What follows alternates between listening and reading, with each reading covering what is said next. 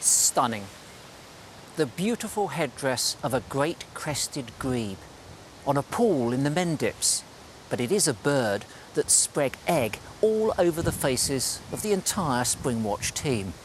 We don't always get things right, you see, but then for us, life is a learning experience, and life is always a learning experience on Springwatch.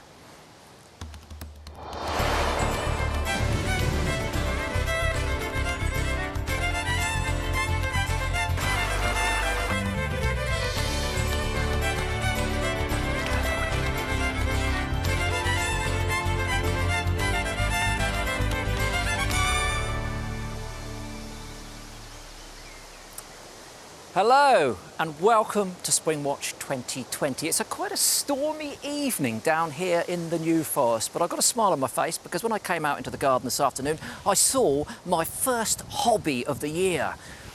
Ricocheting across the sky so quick, very, very exciting. Of course, by now I would normally have seen Hobby, but then I haven't been out. I've been under lockdown, like so many of you, out just once a week to look after my dad.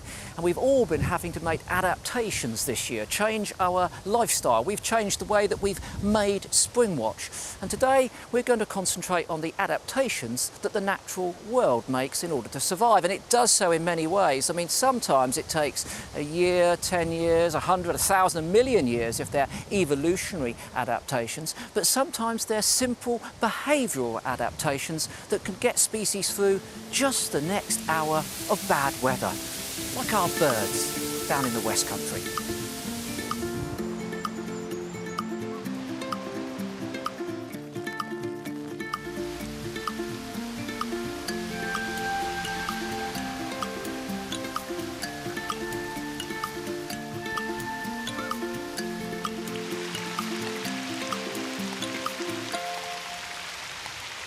I don't know if I'm a bit of a sort of an ornithological pervert, but I quite like watching birds in the rain. I love all those little silvery droplets of water landing on their back. They give themselves a good shake and then it's all over and finished and then on to the next thing. Really, really good to see. Well, we've got plenty coming up tonight, so we better move on straight away to our presenter, Yolo Williams, who's down in the West Country. Yolo, do you like a dripping wet bird?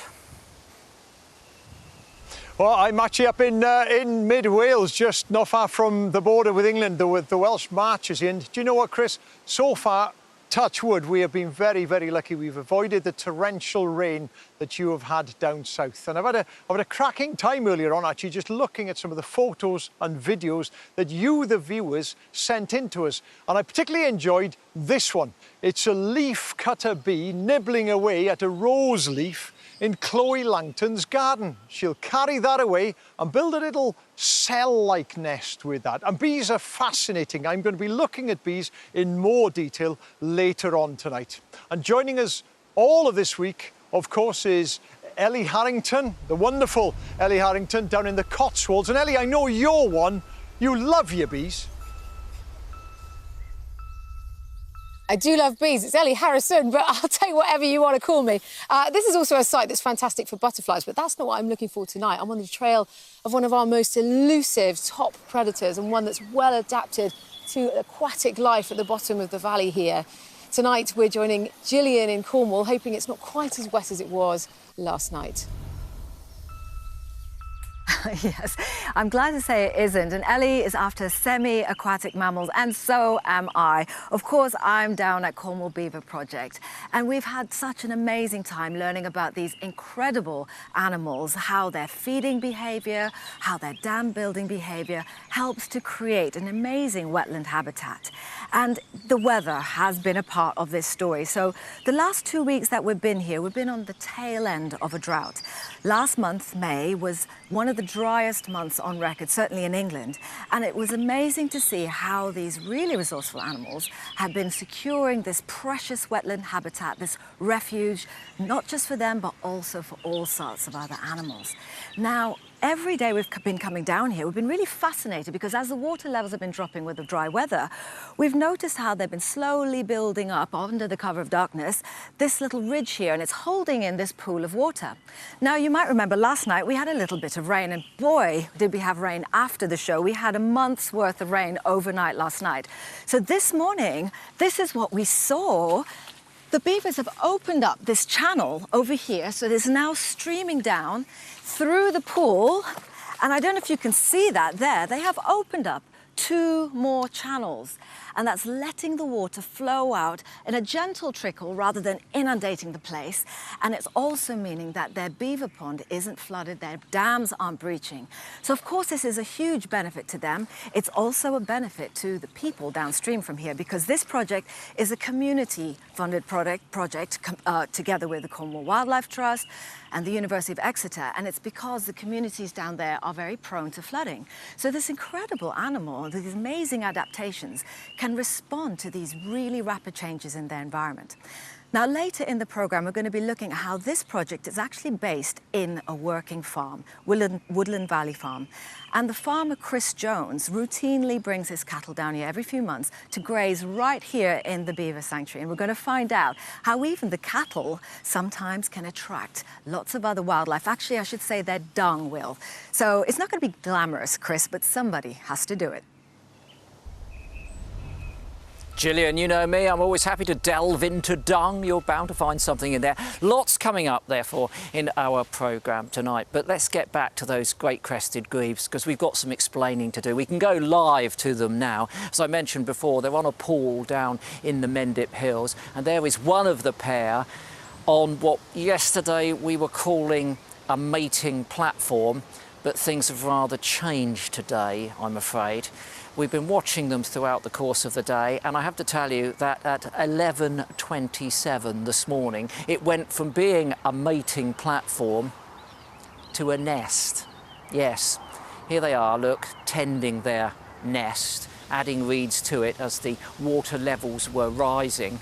And eventually, one of the birds stands up and reveals the fact that it's, well, obviously the female, has laid an egg onto it. Quite surprising. Last night we were saying this is not a suitable place for a grebe's nest, but they've confounded us all and proved us wrong, and we have to learn a lesson, and we do. And there we are, it's laid an egg on that nest, but it's not a very good nest, is it really? It's very low to the water, it keeps getting washed away, they're constantly adding to it.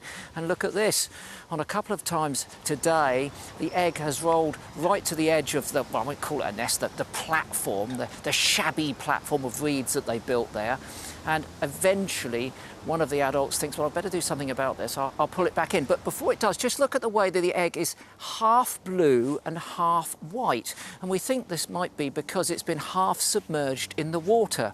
And you might think, well, that's going to be a disaster for these birds. How are they going to incubate their clutch if it's up to here in water?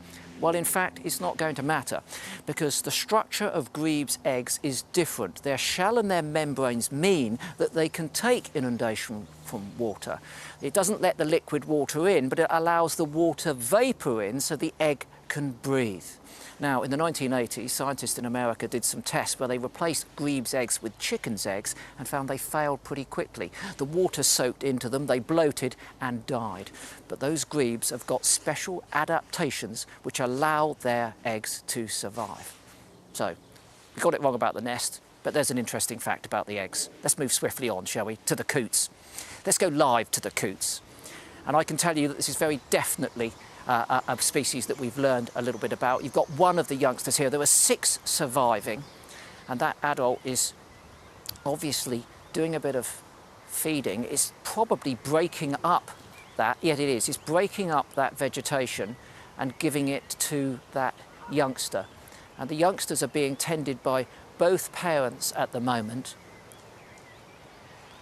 And this is not the nest. We know that for certain on this occasion. I guarantee this is not a nest. This is a brooding platform. We watch the nest, we watch the eggs hatch, and we've seen the birds using this brooding platform to protect those youngsters. And they are having to protect them from potential predators like that great white egret. Just like herons, great white egrets would obviously eat small water birds like those young coots. And coots can be quite aggressive, not just to other species, but to themselves. And particularly in the early morning, if you're near a body of water where there are coots at this time of year, you might see them fighting. I mean, many male birds will be proclaiming their territory through song. To be honest with you, coots aren't great songsters, so they do it by fighting. Just take a look at this. This is a beautiful piece of coot ballet, brutal ballet. filmed by Ian Simpson.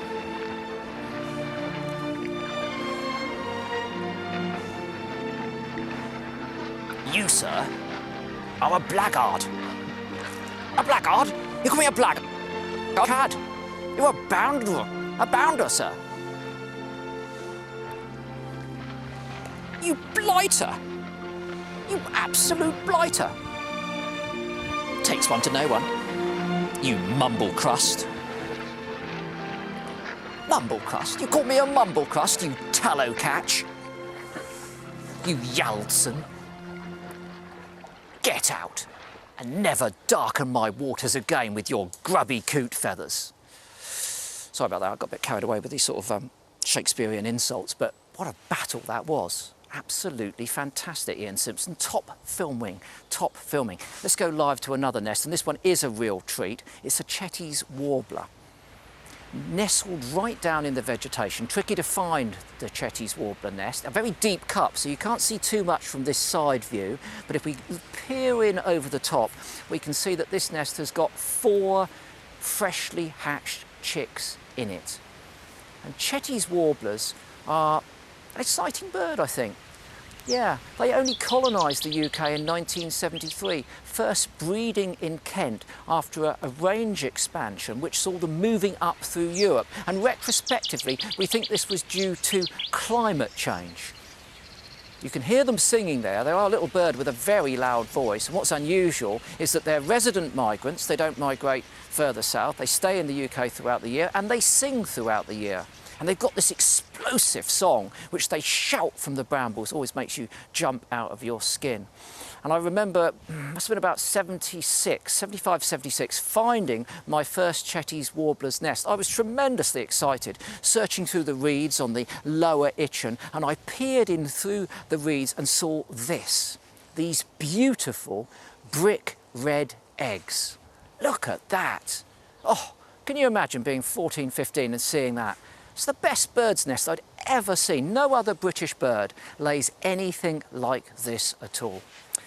And of course, you can keep up to date with all of our nests, watching them 24/7 on the iPlayer and the BBC Springwatch website, and they'll be on until tomorrow night. Plenty of activity with the grebes, of course, probably laying another egg on their former mating platform, now nest, and those coots are always busy too, so keep an eye on those. Those are all birds of freshwater. What about the coast? Also very busy at this time of year. Many species which have wintered out at sea are coming inshore to breed. Lots of antics when they get down to that, particularly if you're thinking about shags.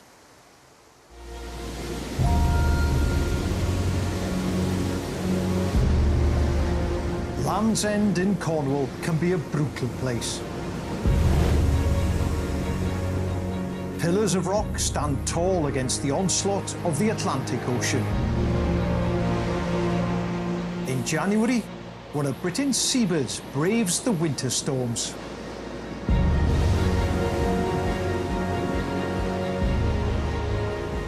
Shags fight against the wind to make it to their perch. Their safe harbour against the rise and swell of the crashing waves.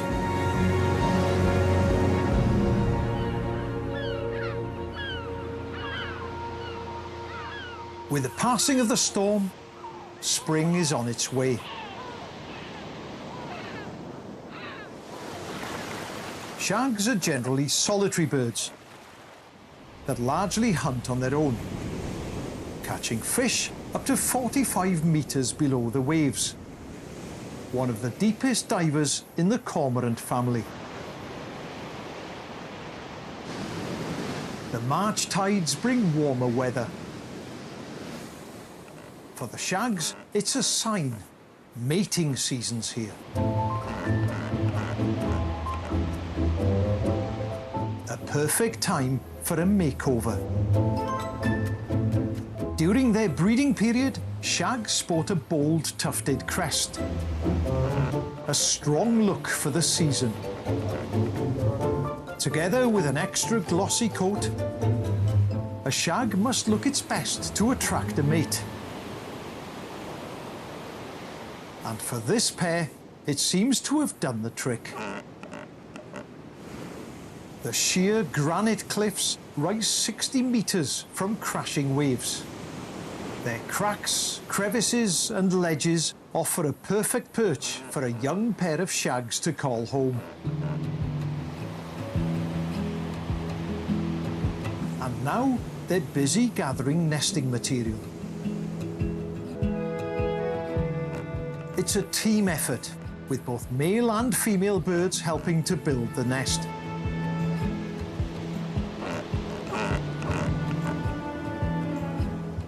Constructed with sticks and rotting seaweed, the older birds have it down to a fine art. For younger pairs, it's more of a struggle.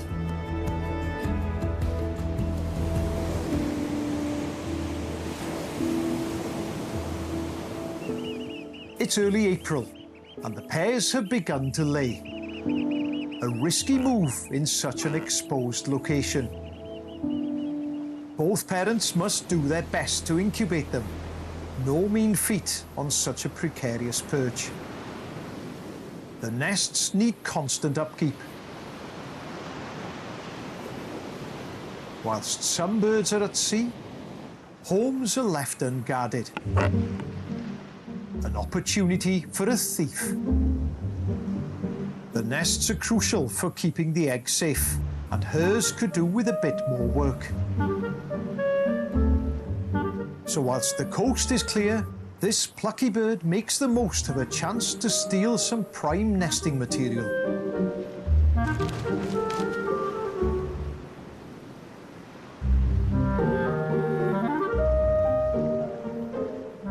Not satisfied, she has her eyes on a bigger prize.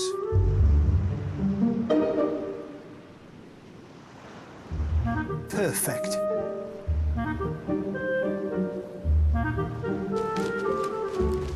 Or not. Out at sea, the other birds are oblivious. That is, until their return. Life isn't easy when all your neighbours are thieves.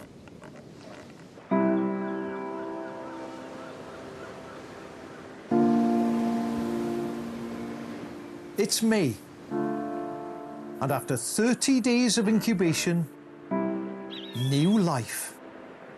The gamble of laying early has paid off. The chicks are born without feathers, so rely on their parents for warmth. It'll be a staggering 53 days before these chicks will be ready to fledge their clifftop nest. For now, their parents will continue to scour the seas and cater for their every need.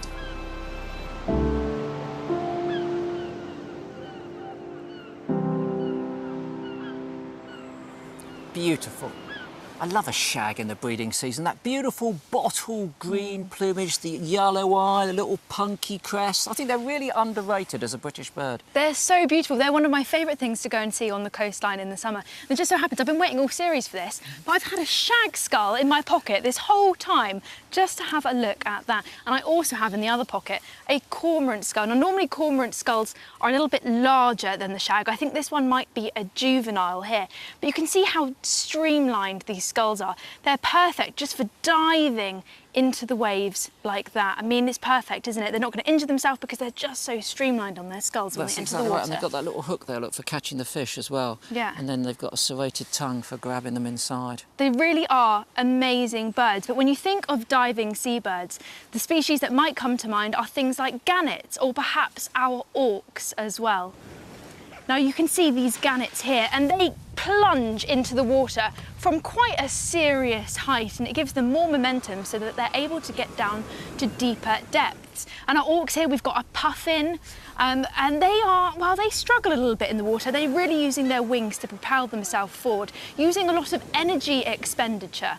And the reason being for this, the reason being why it's a little bit more difficult, is because these birds tend to be more buoyant. They've got more air interlocked in their feathers, making it slightly difficult. Now, as a comparison, let's have a look at a cormorant swimming underwater. You can see here just how smooth they are. They're just like bullets gliding, aren't they? Gliding under the water, and they can spend about 7 hours of their day foraging in the water, and it's entirely effortless. And they're very successful, especially in shallow rivers. In fact, in comparison to other diving species, our cormorants are the most successful. They have the highest catching rate of our diving birds in shallow areas. Fantastic stuff. Really great stuff. Well, no, I was going to say, the question is how they do it. How do they do it? Well, the reason being is all about the way that they lock air in their feathers, or in fact, the way they don't lock air in their feathers. And to do that, I've got this diagram here. Now, this is called the plastron, this area here that is between the skin line and the water edge. And this is all air, all insulation, really important to keep the bird warm and, of course, for buoyancy too. And in the auk, what you can see is this waterline here. You can see how waterproof this area is. There is no water coming in. But for the shag, it's very different. Some of the feathers get waterlogged. Part of the feathers, the tip of it, gets very waterlogged. And the centre bit here is actually incredibly water resistant. It's 3 times more water resistant than that of the auk. So they're much less buoyant, meaning that they're able to go through the water with much more ease. So, by allowing themselves to have essentially wet feathers, which is pretty alien for birds, really. Yeah. When you looked at all of those birds at the top of the show, they spend a lot of time using their uropygial gland, their preen gland, on the base of their tail to waterproof their feathers. But cormorants and shags have got deliberately wet feathers, which is fine when you're, not being buoyant in the water, but of course when you want to come out and fly, you've got a problem. Story. So you need to stand there, frankly, and dry your wings. And that's why we frequently see shags and cormorants holding their wings out like this. And on their feathers, they've got these microstructures which enable them to dry off much, much faster, decreasing the amount of time it takes to dry off so that they can take to the air again. Although I do have a little proviso in here, we also think that they are pumping blood through their wings when they're holding them out like that in the sunshine, warming up the blood to aid their digestion. Because when you think about it, these are birds which are swallowing their fish prey whole. I don't know about you, have you ever swallowed a fish whole? It's quite difficult. It's I've never difficult tried to it, but I'd digest. imagine. It's very difficult to digest. I don't advise that. But what they do is then pump that blood from their wings into their stomach to speed up that digestive process. But if you think that cormorants and shags have got the, least waterproof feathers, take a look at this. This is a thing called an anhinga or a darter, sometimes a snake bird. It's a tropical species. You find them all over the Americas, South America, Africa and Asia too. But when they're hunting, their feathers are so waterlogged that the bird's entire body is beneath the surface with just that head sticking out. Incredible. What about that? Good stuff. Extraordinary adaptations for a life which sees these birds better able to manage their energy expenditure to catch their prey underwater. But of course, these sorts of specialisms aren't only seen in marine species, we see them in all species everywhere, even species in our gardens. Isn't that right, Yolo? Yes, it is indeed, Chris. I am going to be looking at bees today. Bees have been a saviour for me because this pandemic, it has been difficult for so many of us. Being in lockdown has been hard, but nature really has helped out. And for me, it's been the bees. I've delighted in my bees, going out into my garden, to the lanes around my house, and just watching bees, these colourful insects going to and fro, found some bee nests, and they're mesmerising, absolutely mesmerising. And I know a lot of you at home have been enjoying your bees too, because you've sent in some photos, including this one, a red mason bee just emerging from its nesting tunnel. Wendy, that is a cracking photo. Well done, you. Now, here in Britain, we have more than 250 species of bees, and each one has adapted to fill a particular ecological niche, which is fantastic. Some of them show some amazing adaptations. Now, some are incredibly rare. Quite a few, unfortunately, are in decline, but many, thankfully, are quite common and widespread, and you can find them in your garden. And if you want to get into bees, there are lots of wonderful books out there. There are organisations like the Bumblebee Conservation Trust out there as well. But I found the internet, I found social media really helpful. I took photographs of the bees that I saw, and there were some proper experts out there who could help tell me exactly what they were. And I am now going to help you to identify 3 fairly common bees. But please do not mix me up with an expert. I'm just a beginner. And the first one is one we've already seen. It is this one. It is the red mason bee. It's a very common bee, out from about April onwards. It's a small, solitary bee. It's got that tawny, gingery colour, and it's a very important pollinator of fruit trees. So if you like your apples, your pears and your plums, you need red mason bees in your garden. Now, they nest, they've got natural nest holes. They will also take to some of the bug hotels that we put out for them. And the female builds chambers like this. She seals it with mud, but first of all, she fills it with pollen. She has a pollen brush under her abdomen to gather that pollen. She'll mix the pollen with nectar. She'll put it in those cells, seal them off, lay an egg, seal them off. And the final cell is an empty one with an extra thick wall. And that's in order to try and prevent things like parasitic wasps from getting in. And you wonder why I like bees. They're fascinating.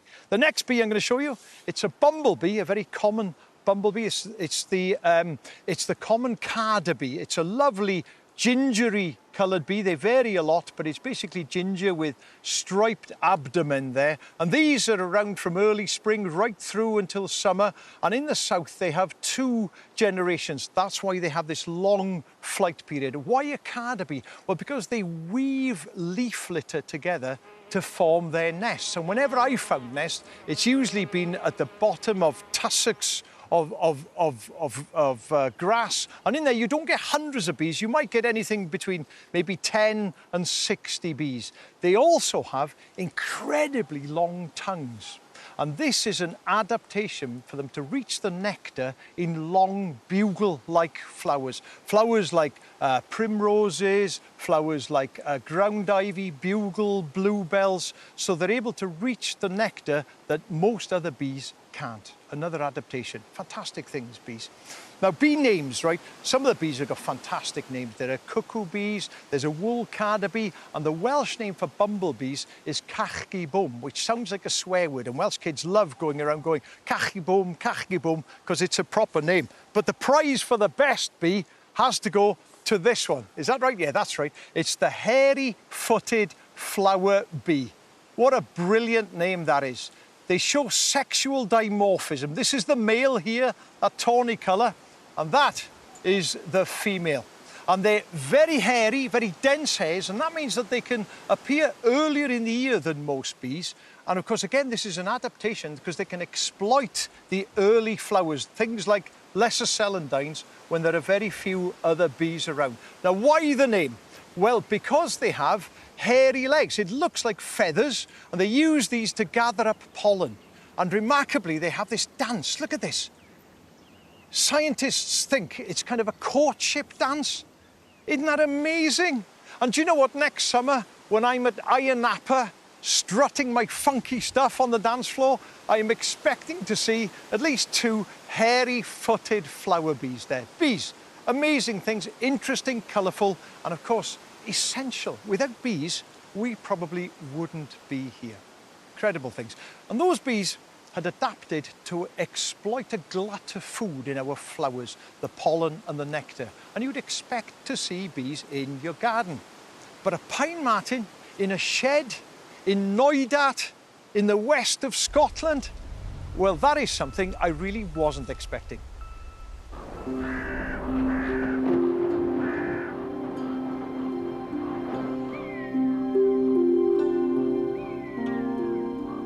Knoydart is known as the last wilderness in Britain, really. Mostly just because it's just so remote. To get to where we are, it's a ferry and then a 10-mile walk, or you're coming here via boat. It's a real privilege to be here, and you feel completely isolated away from the rest of the world. And that is really special in itself.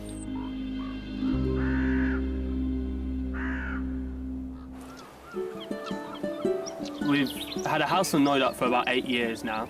Previous occupant was a fisherman who had lived here for about 30 years. During springtime, you just get a real quick, sudden, transformation of everything, from the leaves suddenly coming out in all the colour on the trees. You also get all the other wildlife which is around. You just start to see it a lot more, combined with the longer days and with more light, which is just amazing to be able to just see that fast transformation happening. It's really exciting.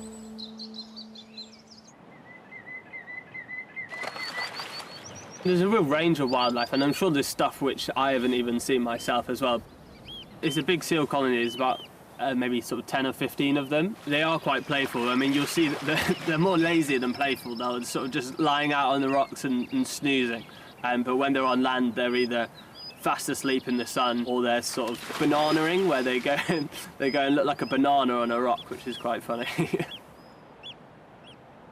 One of the more rare things that we've seen was a pod of bottlenose dolphins, which is incredible to see.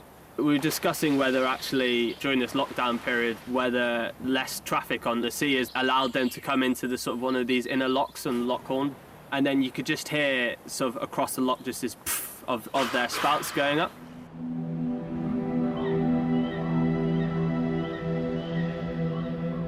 But one of the main things that we see regularly around here is red deer.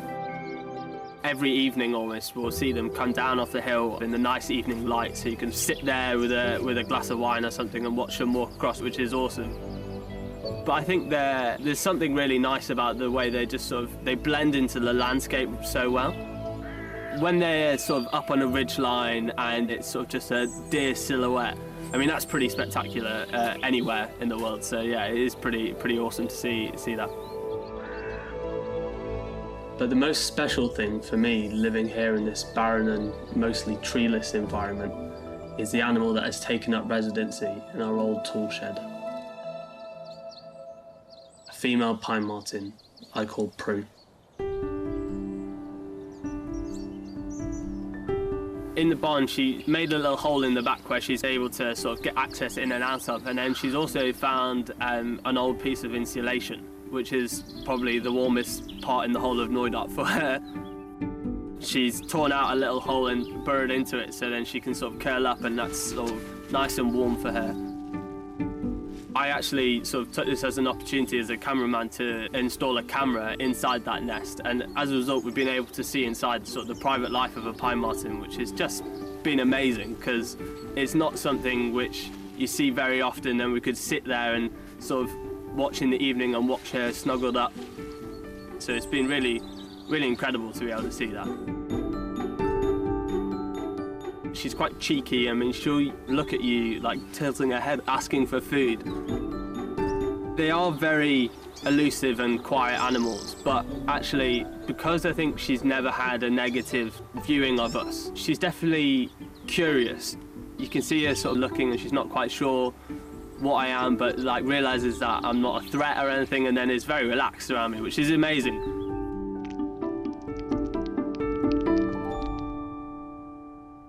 In the barn, it's full of a lot of old fishing ropes and stuff like that from the fishermen who used to live here.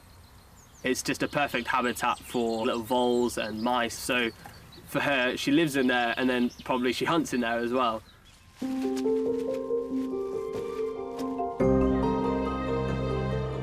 I feel so lucky to be able to witness firsthand the wonders that Knoydart has to offer.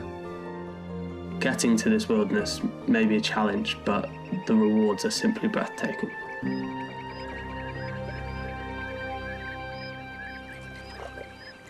What a beautiful film, that relationship with a wild animal. I mean, what an amazing thing.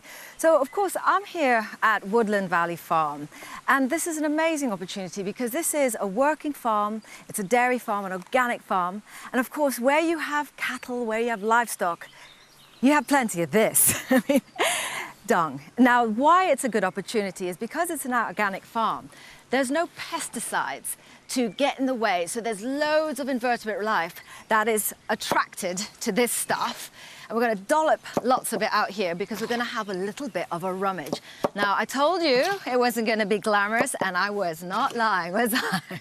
But honestly, it is really worth a look because we've got a little smorgasbord spread out here. We've got some horse dung here, partly because it shows you, if we can break into that a little bit, we may actually see some activity. It's a bit cold here today and a bit windy, so it's gone a little bit quiet. But what you can see is that there's still a lot of grass in that, and this is very common in ruminants. They're not very good at digesting the grass that they eat. And certainly cattle only digest about 10 to 30% of what they eat. So what comes out is still really nutrient rich and attracts all sorts of life. And there's one group of insects that are real specialists of this stuff, and that's the dung beetles. Now, there are 60 species of dung beetles in the UK, which is quite extraordinary, really. Beautiful things. They're all coprophagous, which means that they are feces eating.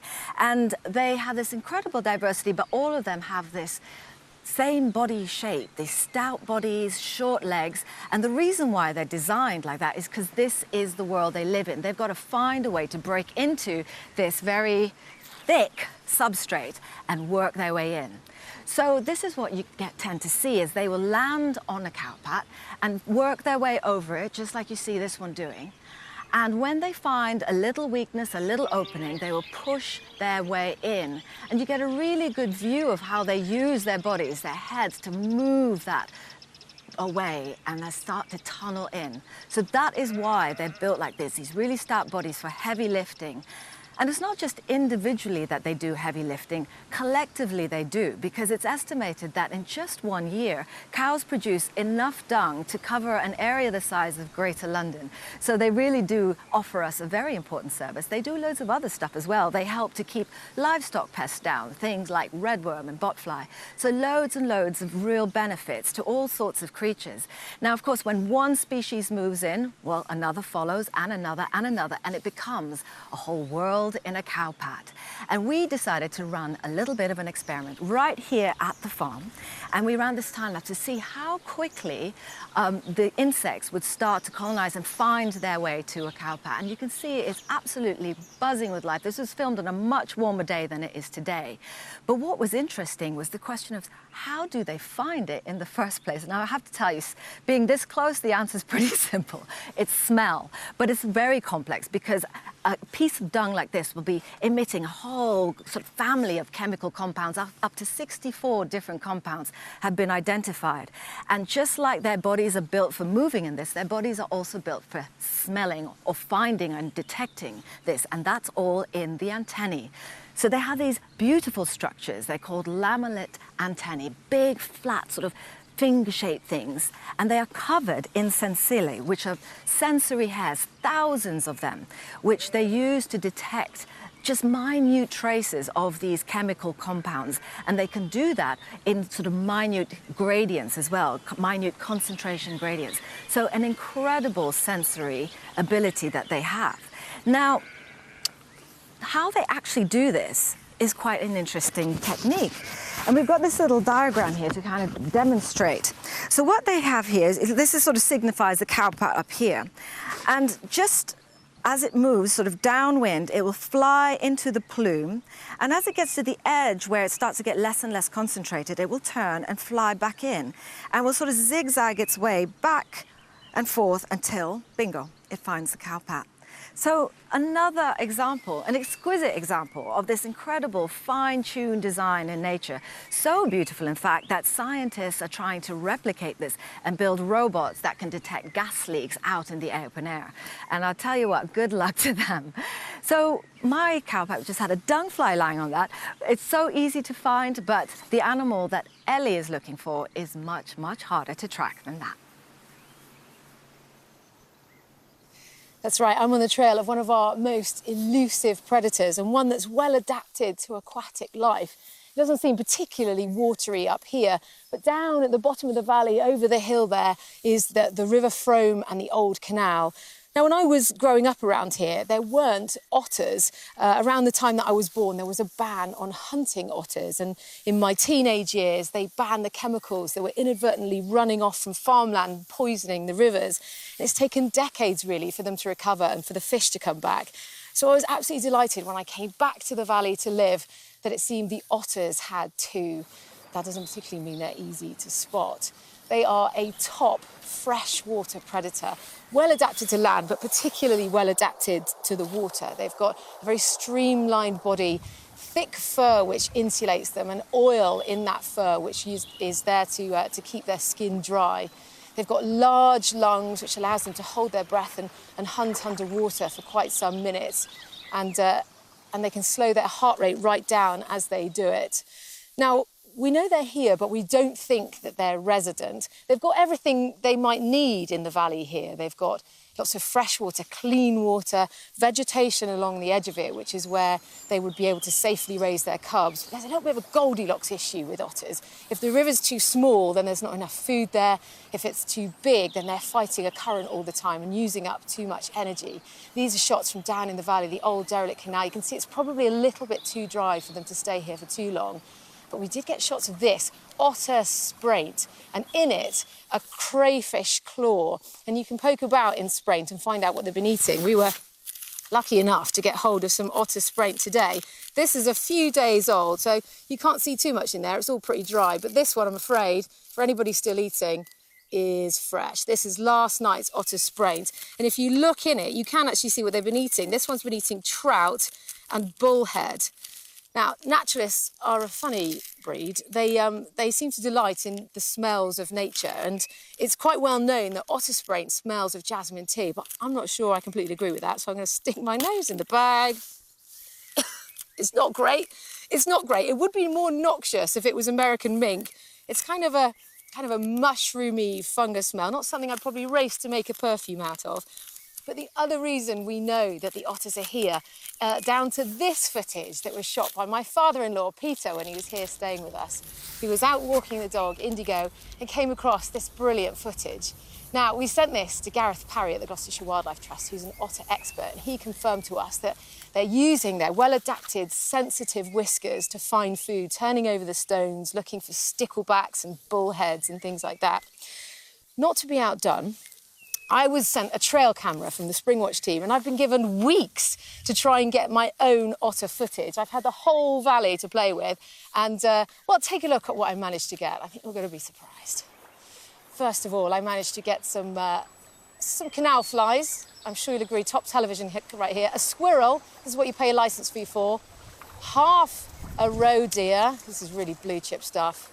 And I had a great tit attacking my camera, not delighted with my camera skills. And just when I thought I'd found the otter holt, it turned out to be a rat. Not successful in the slightest. And because I haven't been successful at finding footage of them, we've got a model of an otter here. This has been given to us by Cardiff University Otter Project, and this individual unfortunately died in a car collision, is now being used for research, but it gives us a good chance to have a look around and see some of those adaptations. So here, the ears can close. There's a flap that they can close when they go underwater, as can their nostrils close when they're under the water. Their eyes are quite high up on their head, so when their body is submerged, they can still see what's going on the surface. And if we move down to their feet here, they've got non-retractable claws, really useful for holding on to slippery prey. And of course, this webbing, which is all important when it comes to swimming. And I can tell you, they can shift. I have a memory of chasing one around Blandford Forum on a tip-off for a whole day and still not getting anywhere near close to it. I haven't been that lucky, but thankfully some of you have, and we've got this wonderful footage that's been sent in by Stephen Moore. It's beautiful footage here showing the otter, which has used all those adaptations and managed to get some prey. It's got a fish there. They can get quite big. They can actually tip the scales at about 11 kilograms, and from nose to rudder can reach up to 1 metre. So it's kind of all the more surprising that we don't see them that often. We've also got a beautiful photo. It's a bit gratuitous just to show you the gorgeousness of an otter cub, this one from Stuart Allen. And I think what I like about otters is that they are back in our waterways. They've returned to us and they live among us, and yet we so rarely get to see them. I think that's part of their appeal for me. Now, Toby Strong is a wildlife filmmaker, a celebrated wildlife filmmaker, and he and I made a film, one of my first UK films we made together. We spent all evening sitting in silence waiting for a fox to appear. And when she finally did, we got the fits of giggles, almost didn't get anything at all. Thankfully, there is none of that silliness here. Toby has made a rather beautiful, mindful film celebrating all things Dartmoor.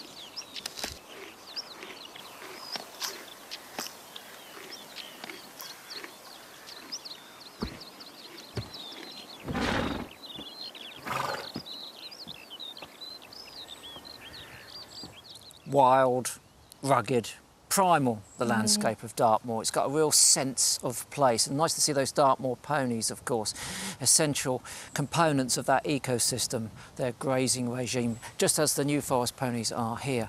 Now, one of the benefits, and we've had to find some benefits of this lockdown, is that we've spent more time birding at home. And I've got to see one species, which I think is, again, a bit overlooked. And I really have got a soft spot for them. Megs is cringing because they're stock doves. I really like stock doves. They come into the garden. They're this little woodland pigeon. They're quite shy. They're always in pairs, so they're monogamous throughout the course of the year. And the only time you don't see them in a pair is when one's incubating and the other one comes to the feeder. But they're delicate and you know. I've got nothing against stock doves. I think that they're great. But I mean, you're anthropomorphising their loads, and whenever I do that, I get so told off. All right, okay. But they are quite, characterful little doves. They are very characterful. They're sweet. They're very, very sweet. And of course, when we're talking about adaptations, there are many species which have evolved to live better around us. And of course, when things are of high abundance, we often walk past them without giving them a second glance. And they can be things of absolute beauty that we just don't give the time of day. So today, I feel like giving some love to the humble feral pigeon. Yeah, okay. They can be attractive animals. I wouldn't say they're as nice as stock doves, but I better tell you where they've come from. They've actually, been bred, deliberately domesticated from rock doves. Now, rock doves are a species that you can see around the west coast of Scotland, parts of Ireland and Northern Ireland. So you can still see them in their pure form. But it was a long time ago that they were domesticated. There is some debate about that. They were certainly present in Egypt and Mesopotamia 5,000 years ago, and some people say it was 10,000 years ago they were domesticated, which means that they're the oldest domesticated birds in the world, even older than chickens. Why did we domesticate them? Well, not for racing, I've got to say. We domesticated them for food. Have a look at this. This is a picture of an old dovecot. There it is. It looks like a tower. But when you look on the inside, it's honeycombed with nesting holes for pigeons. And this was a breeding centre. People fed the pigeons, they encouraged them to breed here, and then they climbed up using ladders to each one of those holes and they removed the squabs.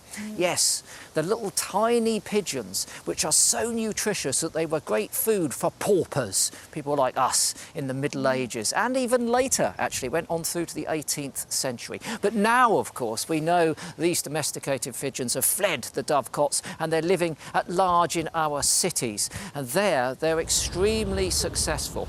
I think because the habitat replicates that they've got in the wild. When you think about it, all of our buildings are like cliff sides and our windowsills are like cliff ledges, which is where they breed. They're highly sociable and, of course, we spare them a lot of food, so they do quite well in our cities. So as you said, Megs, they are an extremely successful species. Incredibly successful. They're generalist feeders, so they'll pretty much take whatever they can get their beaks on in our towns and cities. They're so incredibly well adapted, but they have one adaptation which is really remarkable. They're able to change and turn that fatty food, or the food that we leave out for them, into something remarkable. They change it into crop milk. Crop milk. They do. And to show you exactly how they do it, 1 second, let me get my pen out. Chris, if you could turn around for me, just a second. Okay. There we go. Right. 1 sec. Oh no, you could have done this before, couldn't you? I could have done this before, but there we go. Yeah. And it's all done. Just like magic. Yeah. So right here is the crop, and what happens is this crop milk is made in the lower part of the esophagus. And then about 2 days before the chicks hatch after incubation, the cells around this crop start producing this milk, which is incredibly nutritional. It is indeed, and it's funny stuff. It's got a weird. I've only seen it once when it came out of unfortunately a dead pigeon. Yeah, I'm really sorry if you are eating your dinner. It has the consistency of like a yellowish cottage cheese. It's all sticky. It's sticky. But what's inside it? I'll tell you what's inside it. Here, have a look at this. Here we are: 9 to 13% protein, 11% fat, and then plenty of carbohydrates as well. And look at that, the energy content, 5.6 to 6.8 kilocalories. I tell you something, I don't know about cottage cheese, I've never touched the stuff personally, but it's a lot more nutritious than cottage cheese. It's got the same energy per gram as dark chocolate or clotted cream. It It really is no wonder, is it, that the chick's body size increases 22-fold in just 3 weeks after hatching. On that rich crop milk. So they grow really quickly, but they've got one other trick up their sleeve when it comes to crop milk, and that is, of course, that they can produce it at any time of year. These birds are not dependent on a seasonal food source to time their breeding. And when you think about it, they can eat chips in January, they can eat chips in July, they can eat chips in November. Hang on a minute, they might get a bit bored of chips. You've got to mix up a bit. Maybe they want a bit of burger or, you know. Well, they can eat burger in November, and then using all of those things, they can turn it into crop milk, which means they can breed at any time of year and have up to 4 broods a year. And that's one of the reasons why they're so numerous and so successful. Look at this. Here is a map illustrating the distribution of feral pigeons in red. And you can see that the only continent that they haven't colonised is Antarctica. And apart from that, they've spread themselves all over the world. But they're not the only species that produces this crop milk. Any ideas? Have a guess. OK, you're not going to get me that. It's flamingos. It is. Greater flamingos also produce it, but this one too. Emperor penguin males, when the female goes off, he's able to produce crop milk too. OK, I'll give you a point for that. A point? I think I deserve a gold star. Gold star, right, OK, don't overrate yourself yet. OK. The thing is that they are extraordinarily successful species, and sometimes we turn our nose up at those things which are super abundant. Always worth a second look. If you're sitting down in the park with some sandwiches, watch those pigeons moving around. They often produce some extraordinary displays. Anyway, from pigeons to the hauteur de Pologne. Oh oui, le hauteur de la Pologne. Basically, in French, the translation is around the pigeons. And Yolo, you've got a bird down there with you that's been around the pigeons. Yes, indeed I have, Chris. And first of all, I must commend you on your Portuguese pronunciation. That was word perfect. Well done, you. And isn't it ironic? You two have been applauding pigeons there now, and I am about to commend a bird that spends an awful lot of its time hunting, catching and eating pigeons. Yes, it's time for us to go down and visit one of our Welsh nests. Yesterday we saw firecrests and long-eared owl. Today we're going to go and see the family of goshawks we've got high up in a Douglas fir in Monmouthshire. These are the 3 chicks now, adults provisioning them extremely well, bringing in an awful lot of food. And ironically, that, I think, is a wood pigeon they're bringing in. And as Chris and Megan said, of course, a high-energy food, brilliant food for a growing family of goshawks like this. Mother still rips it up and feeds them there. You can see they've got full, bulging full crops, which means they're extremely well fed. And you see the huge talons there. They'll grow into those eventually, but they are massive. I've handled a lot of goshawks, and they've got the biggest talons of all of our woodland British birds of prey. Fierce-looking birds. Well, there's a chick there trying to devour a whole leg and actually makes it in the end, remarkably. And of course, what it can't digest, it'll bring back up, and the mother will take the rest away and feed on that herself. And she comes back soon afterwards with a squab. Goes to show how reliant they are on these pigeons, but the chicks are so well fed, they're not interested at all. And talking to the lads monitoring this nest, the vast majority of what they're feeding on is pigeons, corvids and grey squirrels. And they're coming in regularly with those. So the mother just takes it off and thinks, right, OK, I'll eat that myself. Actually, it's the male that does most of the hunting. He'll pluck the prey and present it to her.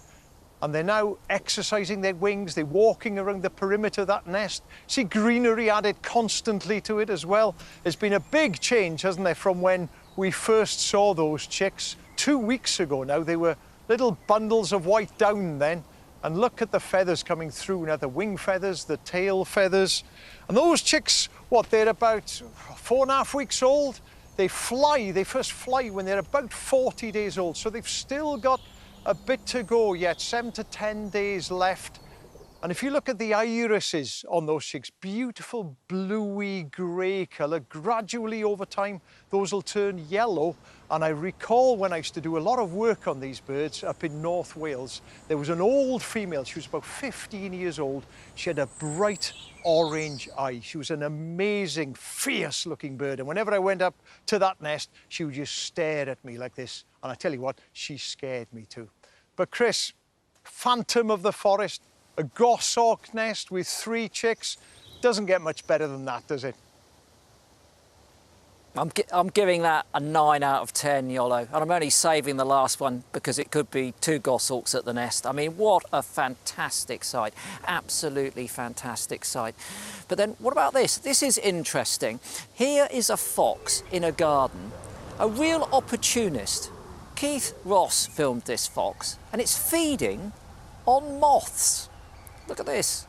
Yep, it's not quite so keen on this moth. It seems to be a bit dry. It's got it stuck in its throat. Probably needed a little sip of water to get that moth down. I have the same trouble myself.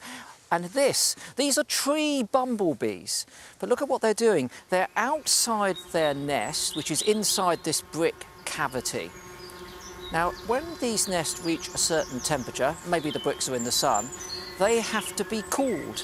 And what's happening here is that the worker bees have come to that entrance and they're rapidly fanning their wings to ventilate that nest. And we see this in quite a lot of social insects. I've seen common wasps doing this, I've seen hornets doing it, and of course honeybees will do it all of the time. Now, what about this? Because of all the things that I've ever seen when it comes to photographs that have been sent into this programme, this one takes the biscuit. Look at this photograph. Oh, yes, it's got everything. A fantastic picture by Robin Lowry. 2 coots fighting, backlit, spume, abstract. If I'd have taken that, I'd have been pleased with it for about 4.5 seconds, which is long for me.